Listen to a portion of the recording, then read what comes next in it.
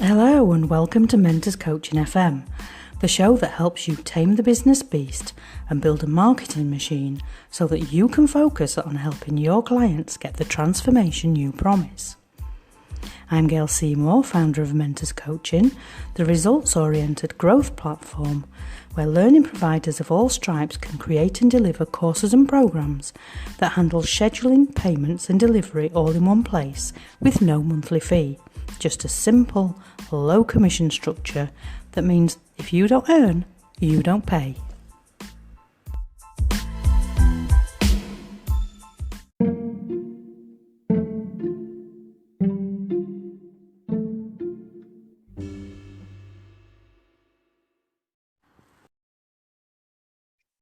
Hello, my lovelies, and today I have a very special guest with me. I have Andy Neillie, who's a business owner, a best-selling author, and an award-winning speaker.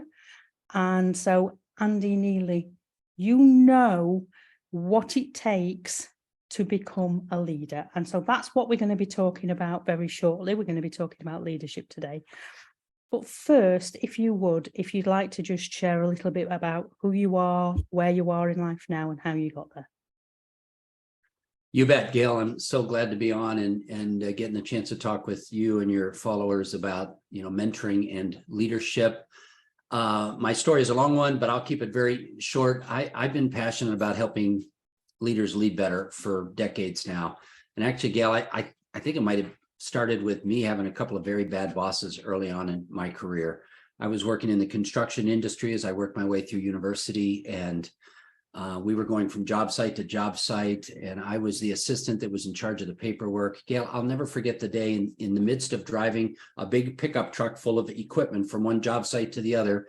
My boss, who was the crew head who was driving our vehicle, in frustration, grabbed the stapler from my paperwork, opened it up, and proceeded to whack me on the top of my leg 4 times, driving staples into the top of my leg. And I was a university student trying to make enough money in the summers to pay for my schooling. All I know is to this day, and that was decades ago, Jerry was not just a bad leader, he was a bad person, right? His anger got the better of him. And that just made me start watching what makes a good mentor, what makes a good coach, what makes a good leader, a good leader. And as you and I've talked a little bit, and we're going to spend the next 30 minutes unpacking, I've got some real passion around that. Today, my practice is primarily leadership development. The tagline that here in the States, I actually own the copyright to is, "We turn managers into leaders." And as you mentioned, I've written some books. I do keynotes. Most of the work I do is with workshops, coaching, and consulting on emerging leaders and how they can not just be a manager, but truly be a leader. Some of the same work that the coaches that follow you are trying to do as they walk alongside the leaders they're working with. Excellent. And so let's start with it might seem like a dumb question in a way, but can you explain for us in simple terms, what is the real difference between a manager and a leader? Because for so long it was always like by what position you are in the company. And I think we've progressed beyond that, but Yeah. I mean, that is a simple question, but that's the $1 million question, isn't it? There are very few corporate job descriptions that say general leader or project leader. They're going to be general manager. They're going to be project manager. They're going to be team supervisor. And this whole distinction between management and leadership.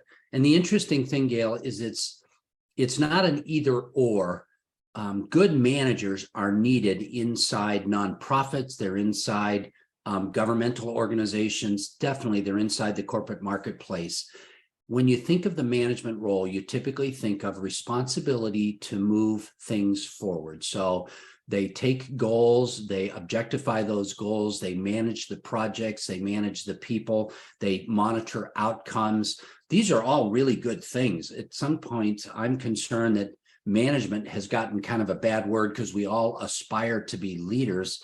Truth of the matter is, if we're not managing well, we don't have a business that's viable next quarter or next year.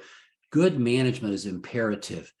Leadership is of a different nature, though. Leadership has to do with inspiration.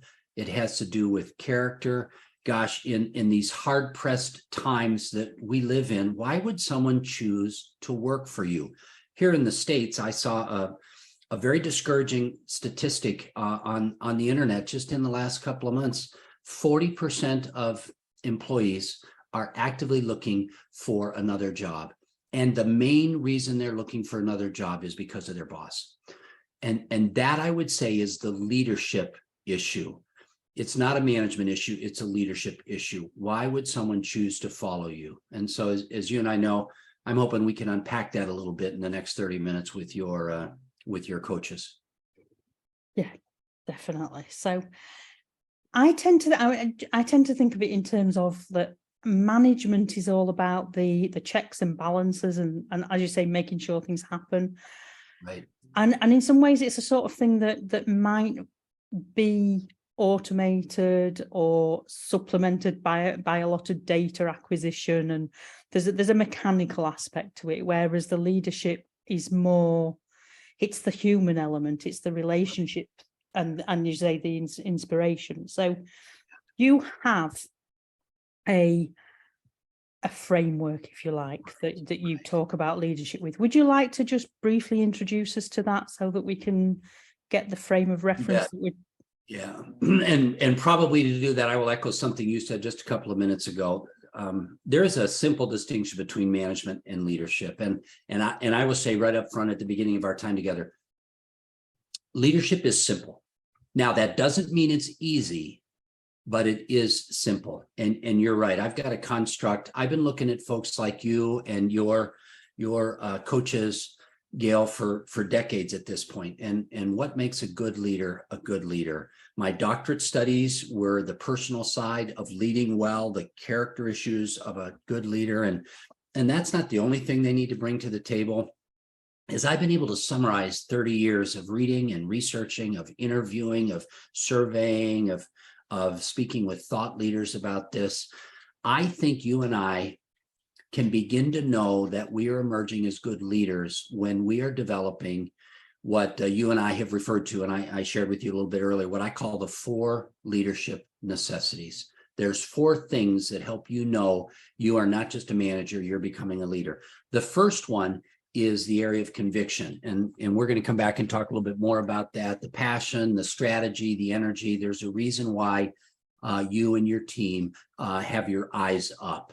So conviction, competence is the second one. So I've got all 4 of them are easy C's, the whole area of being good at what you do, the competence of a leader. And the interesting thing is, leadership competence is less about managing the projects like you talked about a minute ago, and more about the things that a leader does that enables their team members to succeed.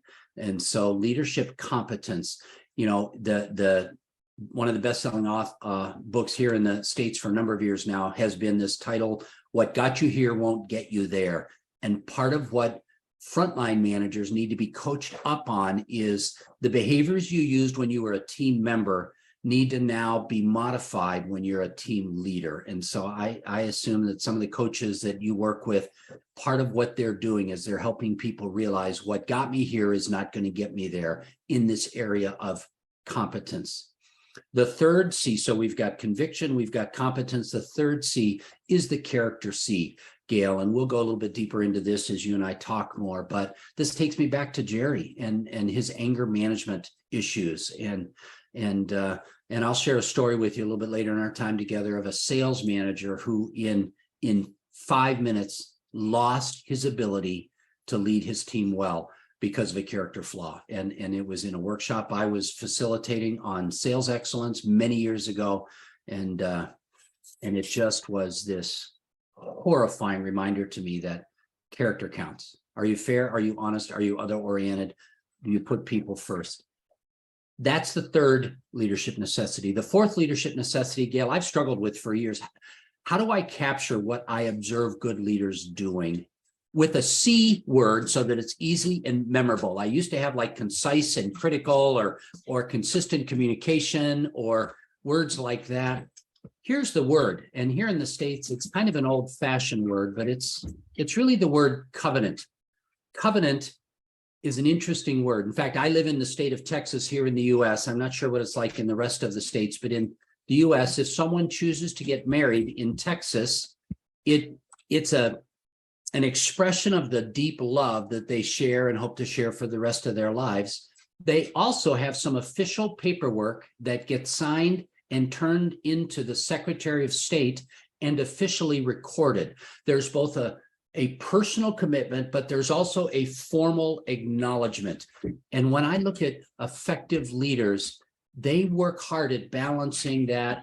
I've got to care for my people, and I'm responsible for making sure that our mission is fulfilled. We advance.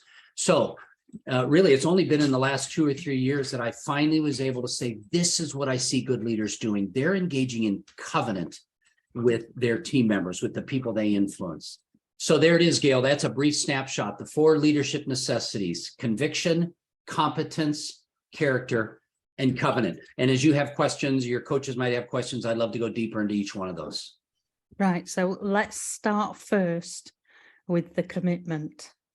So as a coach, I think it's interesting to think of this in terms of the coach as both the leader for their coaches, as we were talking about before, what is the word for the person being coached, mentored, or everything else, but as the coach is the leader themselves, but they're also helping their clients to become leaders. And so let's talk about the conviction in those terms.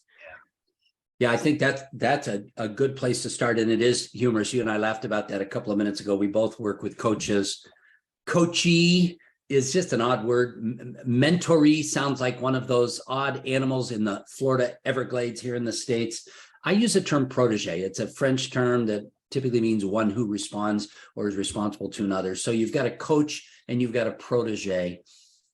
You know, I would assume many of your coaches that you work with have some type of assessment tool or questionnaire they put their proteges through that's going to give them a sense of how can I help this person. And if we all recognize leadership is really influence. It doesn't even have to be formal authority, but it's influence. The conviction that a coach brings to their coaching relationship. Hey, I've been down this road before.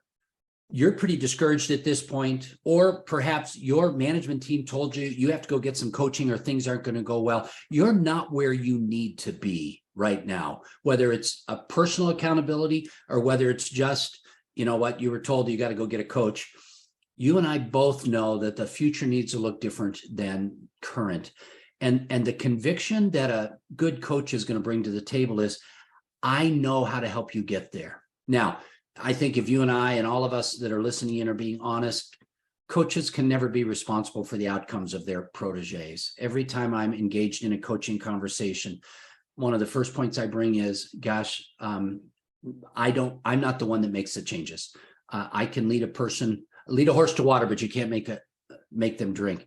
But part of what makes a good coach is their prior successes, the training they've had, and then just their passion and conviction that I can help really. And, you know, I don't want to get too carried away, but coaches have really important work they do because they're making the world a better place. If they can help a leader grow, their sphere of influence is multiplied. A typical team lead is going to have, 6 to 11 people underneath them. A supervisor is going to have 30 underneath them. The conviction that a coach brings, I can make the future look different than the past or the present.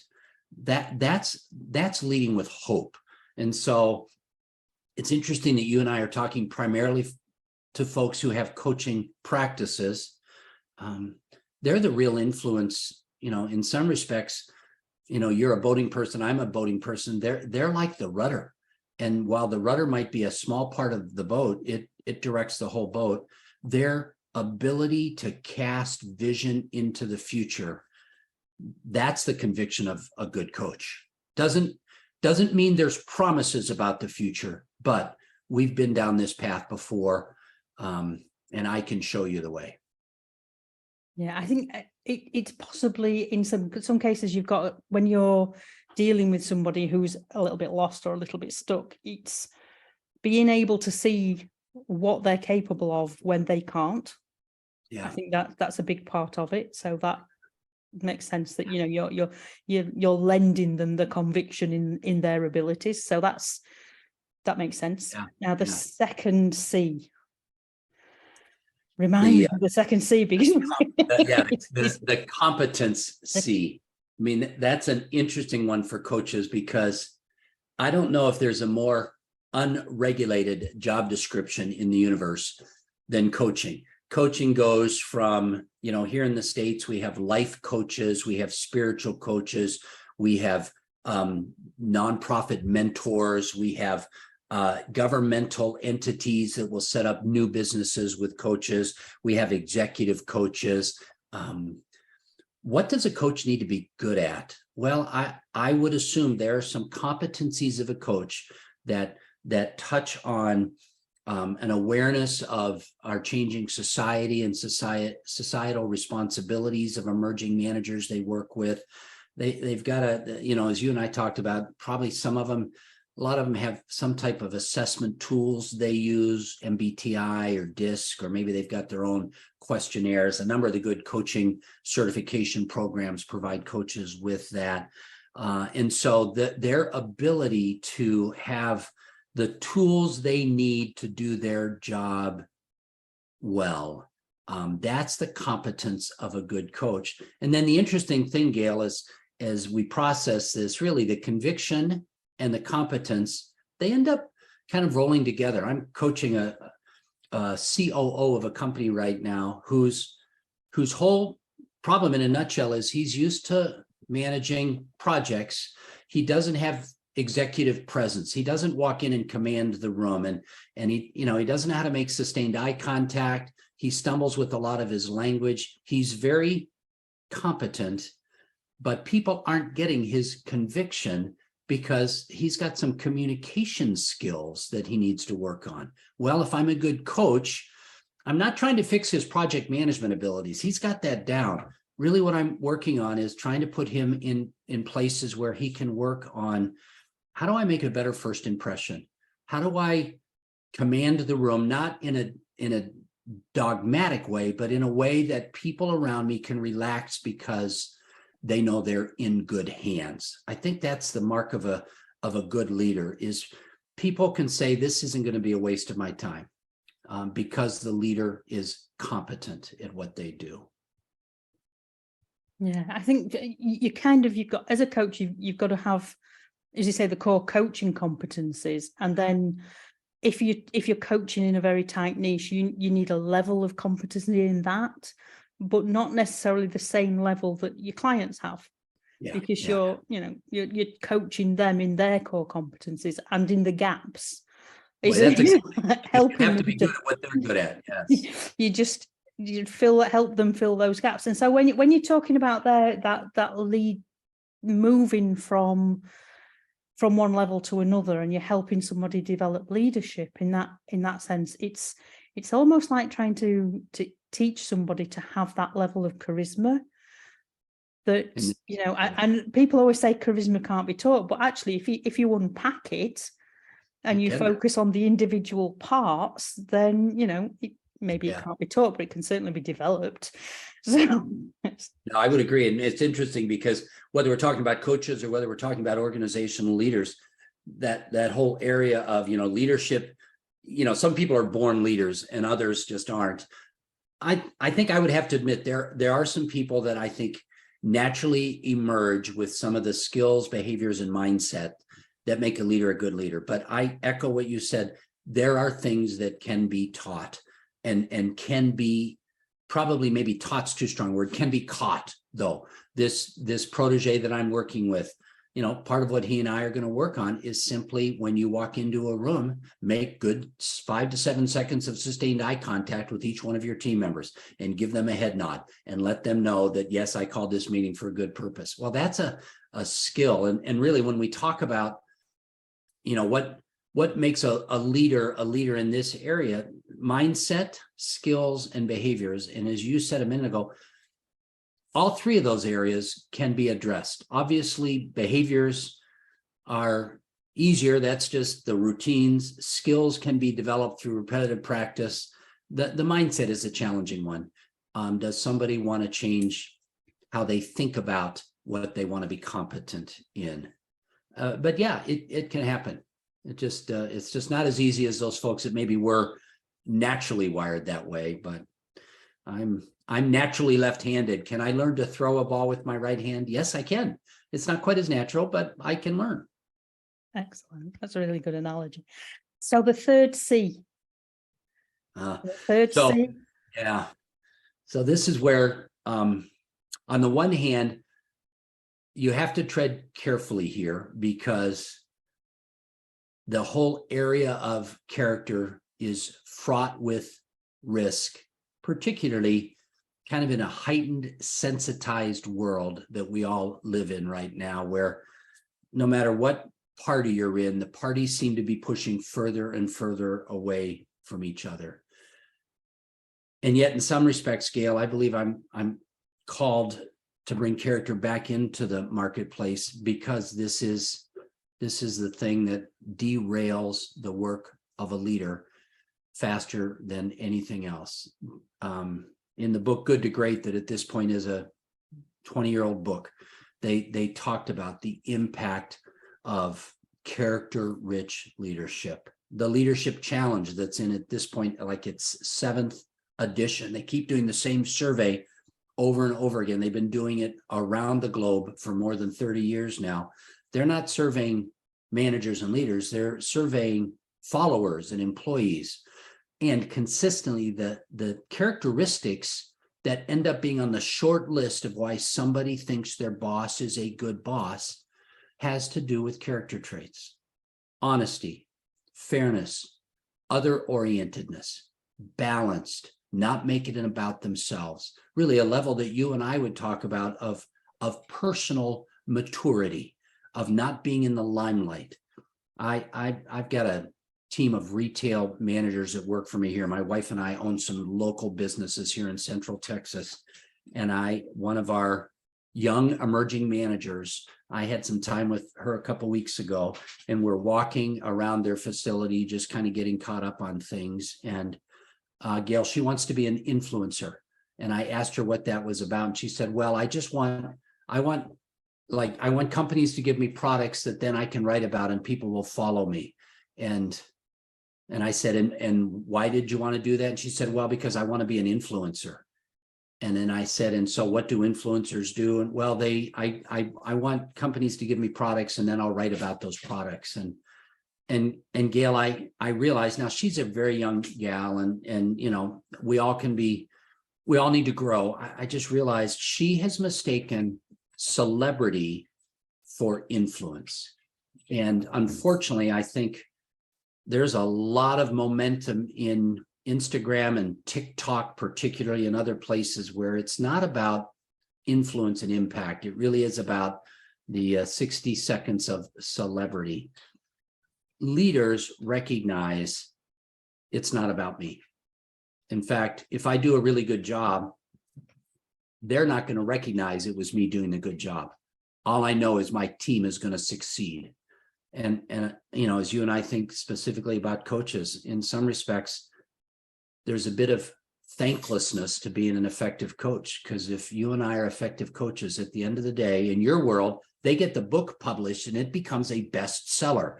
In my world, the company quits calling me because all of their dysfunctional managers are now leading well. And rarely do you and I get to be in the limelight if we're doing a good job. That's what makes a good leader a good leader. I can keep talking about this for a long time. One of the challenges of character-rich leaders is they lose people because their people became promoted. Their people became recruited by other companies because the people that they've coached, the people they've mentored, the people that they've leveled up are better people. In fact, I will be so bold to say, when your coaches do a really good job, it is not just the workplace that becomes a better place for those proteges. Their home life becomes a better home life as well, because they're becoming kinder and more other oriented and gentle natured and decisive in the right way. These character traits that really, in some respects, I think you can tell I'm a little bit up on my soapbox. I think this is in 2022, 2023, 2024 and beyond, this might be the most important leadership necessity is, are you an other-oriented, fair-minded, honest, self-effacing leader who wants other people to succeed? Yeah, I think there's a definite move towards that whole service leadership rather than the cult of personality. I think that's such a relief for a lot of people because there's a lot of when you're in that, when you know the fashion is to have the big personality leader, and there is still an element of that, but it's hard particularly for introverts. Sure. Well, and to try and get into that mold. You mentioned charisma a few minutes ago, and I think there's a very appropriate place for charisma. People want to follow somebody that they know is creating energy. And so I would fully agree with you on that. But that whole awareness of, am I other oriented? Now, I do want to balance that.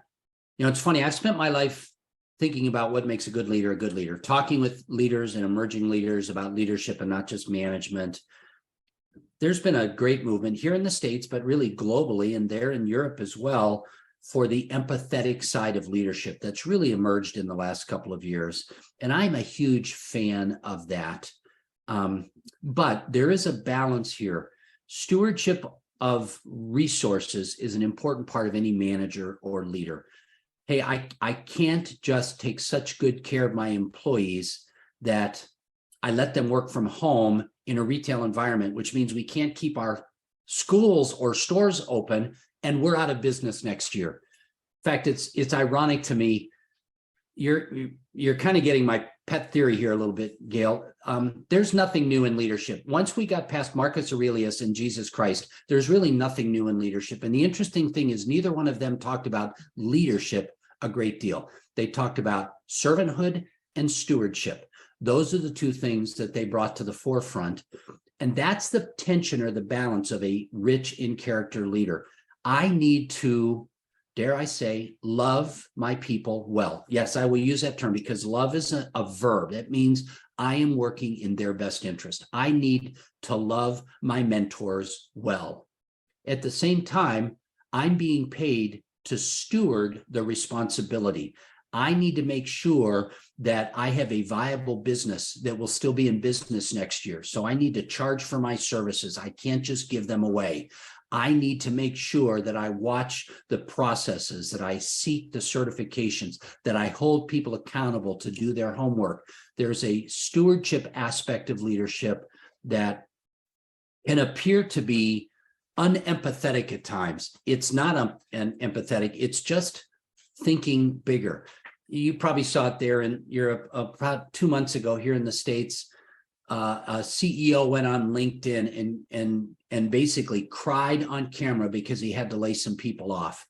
And it led to a huge controversy here in the US. There were people that were saying a CEO should never cry. There was people that were saying, come on, suck it up, buttercup, grow up, that's life, and that whole thing in between. Well, I don't know where I fall on him, but I do know that a leader who's rich in character has a long-term view, and therefore they're willing to make short-term hard decisions for long-term viability. That's that honest and fair approach to it. You can't just say, oh, I just want to be nice to everybody. No, you've got to have a backbone because you're responsible to make sure things move forward.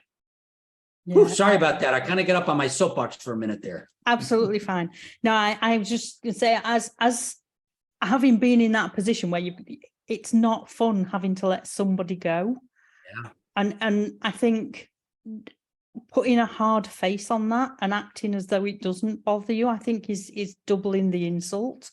It really just, it makes it even harder. At least if somebody can see that you care, then Right. I tend to think that's, but yeah, let's just stick with this whole second part of the covenant thing, because I think this is where a lot of coaches, especially the newer coaches who are very giving in nature and very, very good at the whole supporting and loving their people part, and maybe struggle a little bit more with that second side of that, being the harder the side of the coach and getting things done. And so how can people really, how can a coach approach that and get over that difficulty?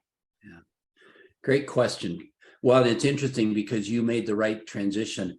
We were talking about the third leadership necessity of character, but in some respects, all four of these blend together. And we have most decidedly started talking about leadership covenant, where I have both this personal relationship, but I also have a formal structure that I'm responsible to. And you and I were talking before the podcast started for just a minute about, if you had an archetypical audience, it's not the 25-year-old who's wanting to start their own coaching practice. It's folks like you and me that have seen and done and been. It might be people in their 30s and 40s and beyond who've moved out of a corporate position perhaps and are in coaching. The very fact that they've got 20 years under the belt helps, because it comes down to life experiences in some respects. I also think to practice the stewardship side of covenant, to have that formal structure in place, means that a coach going in needs to make sure the protege knows what is the outcome coming out. Here in the States, coaching engagements can go from, $500 to $1,500 to $12,000 a year. I almost don't care what a coach charges. What a coach should be prepared to answer for their protege is, when the engagement is up, when the funds have run out, you and I have both agreed ahead of time that we won't be able to move forward. I've given you some tools, and I've given you some resources, and I've given you some places to go. Hopefully you've grabbed hold of some of the growth items we've been working on, and I do my job well when you don't need me anymore. But if you come in at the end of that and surprise the protege by saying, whoops, your budget got cut, okay, this is our last call, you haven't set the groundwork ahead of time. So I think part of that stewardship side of things is being honest upfront about expectations. But then, Gail, you and I both talked about, the growing awareness we all have of a responsibility to treat one another, well. I suspect every one of the coaches that listens into your podcast at some point or another has made a judgment call and said, I'm going to meet with this person 2 more times at my cost, because we're so close and we're not quite where they need to be. And I would say part of that, again, is that covenant. Am I running my practice well enough that I can be generous with my time? And that really depends upon me planning ahead, being, having that conviction that I'm going to be in business next quarter and next year, and balancing the tension. And here's the problem with that. It's easy for me to talk about that. We're, 25 minutes into our 30 minutes together. And it sounds like you and I have all the answers. You and I both know how hard that is sometimes, because the checkbook doesn't have enough funds in it to cover expenses. There isn't more revenue coming in. Can you still be generous with your time? That's why I said half an hour ago, leadership is simple. That doesn't mean it's easy. There's a simple construct, but executing it, boy, the devil is in the details at times, isn't it? It certainly is, yes.